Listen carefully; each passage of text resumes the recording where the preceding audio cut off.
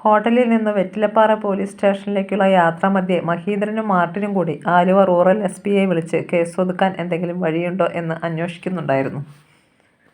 ഉന്നത തലങ്ങളിൽ ചില ചരടുവലികൾ നടന്നു. അതിനിടയിൽ വെറ്റിലപ്പാറ പോലീസ് സ്റ്റേഷനിലെത്തി. അവിടെ പത്രപ്രവർത്തകരും ചാനൽ റിപ്പോർട്ടർമാരും എത്തിച്ചേർന്നിട്ടുണ്ടായിരുന്നു. അതെല്ലാം അഷ്ടമൂർത്തി ഏർപ്പാടാക്കിയതാണെന്ന് നയോമി ഊഹിച്ചു. സ്റ്റേഷനിലേക്കും എസ്.ഐ അനൂപ് കുര്യൻ്റെ ഫോണിലേക്കും കോളുകൾ വന്നുകൊണ്ടിരുന്നു.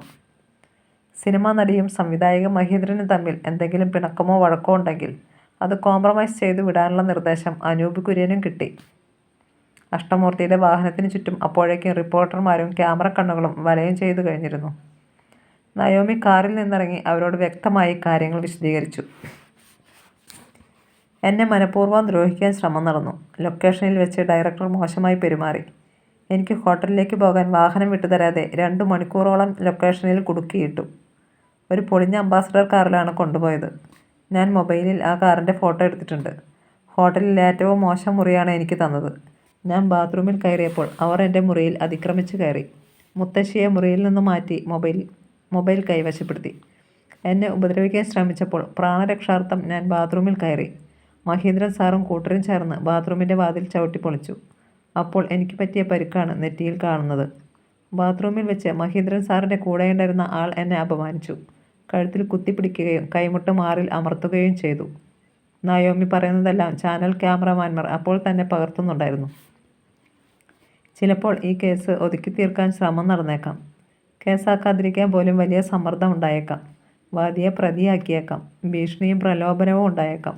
ഒരു ഒത്തുതീർപ്പിന് ഞാൻ നിർബന്ധിക്കപ്പെട്ടേക്കാം. എന്തൊക്കെ സംഭവിച്ചാലും ശരി, ഞാനീ പറഞ്ഞതെല്ലാം സത്യമാണ്. ഈ ചിത്രത്തിലെ നായികയായ എന്നോട് ഡയറക്ടർ മഹീന്ദ്രനും ക്യാമറമാനും അവരുടെ 2 അംഗരക്ഷകരും കൂടി ഇത്രയും ക്രൂരത ചെയ്തത് തന്നെയാണ്. ഇനി ഈ കേസ് അട്ടിമറിക്കപ്പെട്ടാൽ പോലും ഇതുവരെ സംഭവിച്ച വസ്തുതകൾക്ക് ഒരു മാറ്റവും വരില്ല. എസ്.ഐ അനൂപ് കുര്യനും പോലീസുകാരും കൂടി മാധ്യമപ്പടയെ വിരട്ടിവിടാനും തള്ളിമാറ്റാനും ശ്രമിച്ചുകൊണ്ട് രംഗത്തേക്ക് വന്നു. ഉന്തും തള്ളും ഏതോ പത്രപ്രവർത്തകൻ്റെ ക്യാമറ അനൂപ് കുര്യൻ തട്ടിത്തെറിപ്പിച്ചു. ഒരു പോലീസുകാരൻ ഒരു ക്യാമറമാൻ്റെ ക്യാമറ വാങ്ങി നിലത്തെറിഞ്ഞു. അനൂപ് കുര്യന് ഇതിനകം മേലധികാരികളിൽ നിന്നും കർശന നിർദ്ദേശം കിട്ടിയിട്ടുണ്ടായിരുന്നു. പോലീസ് മാധ്യമപ്രവർത്തകർക്കും നയോമിക്കും ഇടയിൽ കയറി നിന്നു. നയോമിക്ക് പരാതിയുണ്ടെങ്കിൽ അത് സ്റ്റേഷനിലാണ് പറയേണ്ടത്, മീഡിയക്കാരോടല്ല. അനൂപ് കുര്യൻ ഭീഷണിയുടെ സ്വരത്തിൽ പറഞ്ഞു. സാർ, സംഭവിച്ചത് എന്താണെന്ന് മാധ്യമപ്രവർത്തകരും ഒന്നറിഞ്ഞിരിക്കട്ടെ. നിങ്ങളോട് സ്റ്റേഷനിലേക്ക് വരാൻ പറഞ്ഞാൽ അതനുസരിച്ചാൽ മതി. മാധ്യമപടയല്ല, പോലീസാണ് നിങ്ങൾക്ക് സംരക്ഷണം തരേണ്ടത്. സാർ, ഒരു മിനിറ്റ്. നയോമി കാറിൻ്റെ ടയറിൽ ചവിട്ടി ബോണറ്റിന് മീതെ കയറി. അവിടെ നിന്ന് 2 കൈയും മുൻവശത്തെ ചില്ലിലൂന്നി കാറിൻ്റെ ടോപ്പിലേക്കും വലിഞ്ഞു കയറി. ഇതിനകം കാറിന് ചുറ്റും ഒരു ജനക്കൂട്ടം രൂപം കൊണ്ടു കഴിഞ്ഞിരുന്നു. താൻ മുമ്പ് പറഞ്ഞ കാര്യങ്ങൾ നയോമി കാറിനു മീതെ നിന്നും ഒരിക്കൽ കൂടി ആവർത്തിച്ചു. അവളുടെ പ്രകടനം ഒപ്പിയെടുത്തുകൊണ്ടിരുന്ന ക്യാമറകൾ കൈകൊണ്ട് മറയ്ക്കാൻ പോലീസ് വിഫല ശ്രമം നടത്തി. ക്യാമറ ഫ്ലാഷുകളും ലൈറ്റുകളും പ്രകാശിച്ചു കൊണ്ടിരുന്നു. ഞാൻ സ്റ്റേഷനിലേക്ക് പോവുകയാണ്. ഇതുവരെ ഞാൻ പറഞ്ഞ കാര്യങ്ങളെല്ലാം സത്യമാണെന്ന് ഒരിക്കൽ കൂടി ആവർത്തിച്ചു പറയുന്നു. സ്റ്റേഷനിൽ നിന്ന് തിരികെ വരുമ്പോൾ ഞാൻ എന്തെങ്കിലും മാറ്റിപ്പറയാൻ നിർബന്ധിതയാകുന്നുണ്ടെങ്കിൽ അത് പോലീസിൻ്റെയും ഈ കേസുമായി ബന്ധപ്പെട്ടവരുടെയും ഭീഷണിക്കും സമ്മർദ്ദങ്ങൾക്കും വഴങ്ങേണ്ടി വരുന്നതുകൊണ്ടായിരിക്കും. ദയവ് ചെയ്ത് നിങ്ങൾ മനസ്സിലാക്കി വയ്ക്കുക. അതിനുശേഷം നയോമി കാറിൻ്റെ ബോണറ്റിലേക്കും അവിടെ നിന്ന് താഴേക്കും ഓർന്നിറങ്ങി. പോലീസുകാരുടെ അകമ്പടിയോടെ സ്റ്റേഷനിലേക്ക് കയറിപ്പോയി. എസ്.ഐയുടെ ഓഫീസ് റൂമിൽ വെച്ച് ചില അനുരഞ്ജന ശ്രമങ്ങൾ നടന്നു. കോംപ്രമൈസ് അല്ലേ നല്ലത്? പ്രത്യേകിച്ചും നിങ്ങൾ ഈ പ്രൊഫഷനിൽ തുടർന്നും വർക്ക് ചെയ്യേണ്ട നിലയ്ക്ക്, അനൂപ് കുര്യൻ ചോദിച്ചു. കോംപ്രമൈസൊക്കെ കോടതിയിൽ വെച്ചും ആവാം സാറേ. ഈ കൂട്ടത്തിൽ പച്ചയ്ക്ക് എന്നെ അപമാനിച്ച ഒരുത്തനുണ്ട്. അവന് ശിക്ഷ കിട്ടണമെങ്കിൽ കേസാക്കിയേ പറ്റൂ. നയോമി ഉറച്ചു നിന്നു. അവൻ്റെ ചെകിട്ട തടിച്ചപ്പോൾ പ്രശ്നം തീർന്നില്ലേ? അവൻ്റെ ചെകിട്ടത്ത് 150 തവണ അടിച്ചാലും എൻ്റെ അപമാനം മാഞ്ഞു പോവില്ല. നിങ്ങൾ അത്ര പരിശുദ്ധയൊന്നുമല്ലെന്ന് അവർ പറയുന്നുണ്ട്. അവരുടെ കൈവശം തെളിവുകളുണ്ടെന്ന്. അവരുടെ കയ്യിലുള്ള തെളിവുകൾ കോടതിയുടെ മുമ്പിലും മീഡിയയുടെ മുമ്പിലും കൊണ്ടുവരട്ടെ.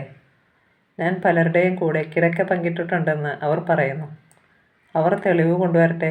ഞാൻ നീലപ്പടത്തിൽ അഭിനയിച്ചിട്ടാണെങ്കിൽ അതും അവർ പബ്ലിക്കിൻ്റെ മുമ്പിൽ കൊണ്ടുവരട്ടെ. ഞാനതെല്ലാം ഫേസ് ചെയ്യാൻ തയ്യാറാണ്. പക്ഷേ അതൊക്കെ വെളിച്ചത്ത് വരുന്നത് നിങ്ങളുടെ പ്രൊഫഷണൽ കരിയറിനെ മാത്രമല്ല, വ്യക്തി ജീവിതത്തെയും കുടുംബ ബന്ധങ്ങളെയും ബാധിക്കും. എന്നെ ഒന്നും ബാധിക്കില്ല സാറേ. എൻ്റെ ഒരു ലൈഫ് കഴിഞ്ഞു. ആ ജീവിതം എന്തായിരുന്നാലും ശരി, എനിക്കത് ഓർമ്മയില്ല. എനിക്കതൊന്നും അറിയാൻ വേണ്ട. ഇത് പുതിയൊരു ജീവിതമാണ്. പുതിയ നയോമിയാ. എനിക്കെൻ്റെ പഴയ ലൈഫിനെക്കുറിച്ച് ഒരു പേടിയുമില്ല. SI എഴുന്നേറ്റു മഹീന്ദ്രനെയും മറ്റും ഇരുത്തിയ മുറിയിലേക്ക് പോയി. നയോമി വഴങ്ങുന്നില്ല. യാതൊരു വിട്ടുവീഴ്ചയ്ക്കും തയ്യാറായില്ല. എന്താ ചെയ്യണ്ടേ? അനൂപ് കുര്യൻ ചോദിച്ചു. നിങ്ങളല്ലേ ഇത്രയ്ക്ക് വഷളാക്കിയത്? ആരെങ്കിലും പറഞ്ഞാൽ ഉടനെ ലൊക്കേഷനിലേക്ക് ഓടി വരണോ? മഹീന്ദ്രൻ ദേഷ്യപ്പെട്ടു. അപ്പോഴെങ്കിലും വന്നില്ലെങ്കിൽ സംഗതി ഇതിനേക്കാൾ കുഴപ്പത്തിലായേനെ. നിങ്ങൾ അവളെ എന്തെങ്കിലും ചെയ്യും. അവളാണെങ്കിൽ നീറു കടിച്ച പോലെ. അവൾ എത്ര നാറിയാലും വേണ്ടില്ല, മറ്റുള്ളവരെയും നാറ്റിക്കുമെന്ന വാശിയിൽ, അനൂപ് കുര്യൻ പറഞ്ഞു. ക്യാമറാമാൻ മാർട്ടിൻ ആലുവ റൂറൽ SP-യുമായി ഫോണിൽ സംസാരിക്കുന്നുണ്ടായിരുന്നു. അയാൾ ഫോൺ കൊണ്ടുവന്ന് SIക്ക് കൊടുത്തു. റൂറൽ SP-യാ? അനൂപ് കുര്യൻ ഫോൺ വാങ്ങി. സാർ, വെറ്റിലപ്പാറ സ്റ്റേഷൻ SI ആണ്. Good evening sir. ഇയാളെല്ലാം കുളമാക്കിയോടോ? സാർ, അവളിത്ര ബോൾഡാണെന്ന് പ്രതീക്ഷിച്ചില്ല. താൻ അവൾക്ക് ഈ ഫോൺ കൊടുക്ക്. SI ഫോണുമായി നയോമിയുടെ മുറിയിൽ ചെന്നു. സാർ, ഞാൻ കൊടുക്കാം. ഫോണിലൂടെ പറഞ്ഞിട്ട് അയാൾ നയോമിയുടെ നേർക്ക് ഫോൺ നീട്ടി. ആരാ സാറേ? SP-യാ, സംസാരിക്കേ. നയോമി ഫോൺ വാങ്ങി. ഹലോ സാർ, നയോമി അല്ലേ? അതെ. അവിടെ എന്തോ അനിഷ്ട സംഭവങ്ങളൊക്കെ ഉണ്ടായെന്നറിഞ്ഞു. എന്നെ മനസ്സിലായോ? ഇല്ല. സ്വരം കേട്ടിട്ട് മനസ്സിലാവുന്നില്ലേ? ഇല്ല. SP-യാണെന്ന് ഇൻസ്പെക്ടർ സാർ പറഞ്ഞു. നമ്മൾ തമ്മിൽ പരിചയമുണ്ട്. വെറും പരിചയമല്ല, നല്ല പരിചയം. ആലുവ പാലസിൽ വെച്ച് നമ്മൾ തമ്മിൽ കണ്ടിട്ടുണ്ട്. സോറി സാർ, എനിക്ക് പഴയ കാര്യങ്ങളൊന്നും ഓർമ്മയില്ല. സാർ അറിഞ്ഞു കാണുമായിരിക്കും. എന്നെ ആരൊക്കെയോ തട്ടിക്കൊണ്ടുപോയിട്ട് ഞാൻ എങ്ങനെയോ തിരിച്ചെത്തിയ സംഭവം. അതോടെ എൻ്റെ ഓർമ്മ നശിച്ചുപോയി. അതൊക്കെ എനിക്കറിയാം. ഈ കോൾ ഒഫീഷ്യൽ കോളായിട്ട് കാണണ്ട. എൻ്റെ പേഴ്സണൽ ഇൻട്രസ്റ്റായിട്ട് മാത്രം പരിഗണിച്ചാൽ മതി. മഹീന്ദ്രനുമായിട്ട് കോംപ്രമൈസ് ആയിക്കൂടെ? ഒരു കാലത്ത് നയോമിയുടെ ഏറ്റവും വലിയ വെൽവിഷറായിരുന്നു അദ്ദേഹം എന്നത് മറക്കണ്ട. സിനിമയിൽ ആദ്യമായി നയോമിയെ നായികയാക്കിയത് മഹീന്ദ്രനാണ്. അതുകൂടാതെ പല സഹായങ്ങളും നയോമിക്ക് വേണ്ടി ചെയ്തിട്ടുണ്ട്. അതൊന്നും എനിക്ക് ഓർമ്മയില്ല സാർ. എനിവേ, ഞാനതെല്ലാം അംഗീകരിക്കുന്നു. സിനിമയിൽ നായികയാവാൻ വേണ്ടി എനിക്ക് പലതും നഷ്ടപ്പെടുത്തേണ്ടി വന്നിട്ടുണ്ടെന്നും അതിൽ പലരുടെയും കൂടെ കിടക്ക പങ്കിട്ടിട്ടുണ്ടെന്നും അവർ തന്നെ പറയുന്നുണ്ട്. അപ്പോൾ അങ്ങോട്ടും ഇങ്ങോട്ടും പരസ്പരം പലതും കൊടുക്കുകയും വാങ്ങുകയും ചെയ്തു. അങ്ങനെ ആ കണക്ക് തീർന്നുപോയി. അത് പഴയ നയോമിയുടെ ജീവിതം. ഇത് പുതിയ നയോമി. അവൾക്ക് പഴയ കണക്കുകളൊന്നും അറിയില്ല. അറിയാൻ വേണ്ട. ഈ നയോമിക്ക് ഇങ്ങനെയൊക്കെ പ്രതികരിക്കാനേ പറ്റൂ. നയോമി ഒന്നുകൂടെ ആലോചിച്ചിട്ട്, സോറി സാർ, പ്ലീസ് എന്നെ നിർബന്ധിക്കരുത്. സാറിനൊരു സൽപ്പേരുണ്ടെങ്കിൽ ഇതിലിടപെട്ട് അതില്ലാതാക്കണ്ട. ഫോൺ തിരിച്ചു കൊടുക്കുവാണേ. SP-യോട് നയോമി സംസാരിക്കുന്ന രീതി കേട്ടിട്ട് അമ്പരന്ന് അവളെ തന്നെ തുറച്ചു നോക്കി നിൽക്കുകയാണ് അനൂപ് കുര്യൻ. നയോമി ഫോൺ SIക്ക് തിരിച്ചു കൊടുത്തു. ഇവൾ ഒത്തുതീർപ്പിന് വഴങ്ങില്ലെന്ന് അയാൾക്ക് ഉറപ്പായി. അഷ്ടമൂർത്തി തയ്യാറാക്കി കൊടുത്ത പരാതിയിൽ ഒപ്പുചേർത്തി സ്റ്റേഷനിൽ ഏൽപ്പിച്ച ശേഷം നയോമി കൃഷ്ണമ്മയെയും കൂട്ടി അഷ്ടമൂർത്തിയുടെ കാറിൽ എറണാകുളത്തേക്ക് യാത്രയായി. എൻ്റെ ഈശ്വര, ഇനി എന്തൊക്കെയാണോ? കൃഷ്ണമ്മ നെഞ്ചത്ത് കൈവച്ച് വേവലാതിയോടെ പറഞ്ഞു. അങ്കിൾ എങ്ങനെയാ ഇത്ര പെട്ടെന്ന് പോലീസുമായി ബന്ധപ്പെട്ടത്? കാറിൽ വെച്ച് നയോമി തിരക്കി. നീ അതിരപ്പള്ളിക്ക് പോയപ്പോൾ ഞാനും പുറകെ പോന്നിട്ടുണ്ടായിരുന്നു. ഞാൻ ചാലക്കുടിയിൽ തങ്ങി. ഷൂട്ടിംഗ് പായ്ക്കപ്പ് പറഞ്ഞെന്നും നിനക്ക് കാറ് കിട്ടിയില്ലെന്ന് പറഞ്ഞപ്പോഴേ എനിക്ക് തോന്നി സംഭവം സമാധാനത്തിൽ തീരില്ല എന്ന്. അപ്പോൾ തന്നെ ഞാൻ ഒരു പരാതിയുടെ നക്കൽ എഴുതി തയ്യാറാക്കി. ഇവിടെ എന്തൊക്കെ സംഭവിച്ചു എന്ന് മാത്രം എഴുതിയില്ല. പക്ഷേ അവന്മാർ ഇത്ര കടുത്ത കയ്യേറ്റത്തിന് മുതിരുമെന്ന് ഞാനും വിചാരിച്ചില്ല. അഷ്ടമൂർത്തി വെളിപ്പെടുത്തി. എന്തൊരു അഹങ്കാരം! ഞാനൊരു വലിയ ദുരന്തത്തിൽ നിന്ന് കഷ്ടിച്ച് നീന്തിക്കടന്നു വന്നവളാണെന്ന ആനുകൂല്യമെങ്കിലും, നയോമി പറഞ്ഞു. എന്നിട്ട് യാതൊരു എളുപ്പമില്ലാതെ പ്രഖ്യാപിക്കുകയാ, ഞാൻ പലരുടെയും കൂടെ കിടന്നിട്ടുണ്ട്. അദ്ദേഹത്തിൻ്റെ കൂടെ പലതവണ കിടക്ക പങ്കിട്ട ശേഷമാണ് നായകസ്ഥാനം കിട്ടിയത് എന്നൊക്കെ. കൂടെ കിടന്ന പെണ്ണിന് മാത്രമേ കേടുള്ളൂ. ആണിനൊരു കേടുമില്ലേ? പെണ്ണ് ആണിൻ്റെ കൂടെ കിടന്ന പെണ്ണിന് അപമാനം മാത്രം. ആണ് എത്ര പെണ്ണുങ്ങളുടെ കൂടെ കിടന്നാലും അഭിമാനം. അതവൻ്റെ കഴിവ്. ഇതെവിടുത്തെ നീതിയാ? നയോമി രോഷം പൂണ്ടു. നീ കാറിൻ്റെ മുകളിലോട്ട് കയറി നിന്നത് എനിക്കിഷ്ടപ്പെട്ടു. അങ്ങനെയൊരു പ്രകടനം ആരും ഇതുവരെ നടത്തിയിട്ടില്ല. ഇങ്ങനെയൊക്കെ ചെയ്യാൻ പെൺകുട്ടികൾ ധൈര്യമായി മുന്നിട്ടിറങ്ങണം. എങ്കിലേ മാറ്റങ്ങളുണ്ടാവൂ, അഷ്ടമൂർത്തി പറഞ്ഞു. അങ്കിളെ, ഞാനത് കരുതിക്കൂട്ടി ചെയ്തതല്ല. പോലീസിന് പെട്ടെന്നൊരു മനമാറ്റം. സംഭവം അട്ടിമറിക്കാനാണെന്ന് എനിക്ക് തോന്നി. എനിക്ക് ദേഷ്യം വന്നിട്ട് വയ്യായിരുന്നു. ആദ്യം ഞാൻ വിചാരിച്ചത് ബോണറ്റെ കയറി നിൽക്കാമെന്നാ. കയറി കഴിഞ്ഞപ്പോൾ തോന്നി പോരാന്ന്. പോലീസുകാർ ക്യാമറയൊക്കെ മറച്ചു പിടിക്കുന്നു. ആർക്കു വേണ്ടിയാ? വാദിക്കു വേണ്ടിയോ പ്രതിക്കു വേണ്ടിയോ? അതെന്തായാലും നന്നായി, അഷ്ടമൂർത്തി പറഞ്ഞു. അങ്കിളിനോടാണ് എനിക്ക് നന്ദി പറയാനുള്ളത്.